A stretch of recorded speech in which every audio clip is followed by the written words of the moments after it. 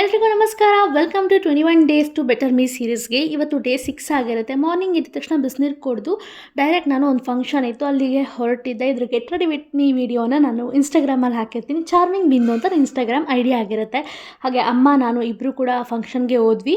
ನಾನು no sugar challenge ತೊಗೊಂಡಿರೋದ್ರಿಂದ ಅಲ್ಲೇನು ಖುಷಿ ಆಯಿತು ಅಂದರೆ ಕೇಕ್ಸ್ ಎಲ್ಲ ಡಿಸ್ಟ್ರಿಬ್ಯೂಟ್ ಮಾಡ್ತಿದ್ರು, ನಾನು ತಗೊಳ್ಳಿಲ್ಲ, ಒಂಥರ ಖುಷಿ.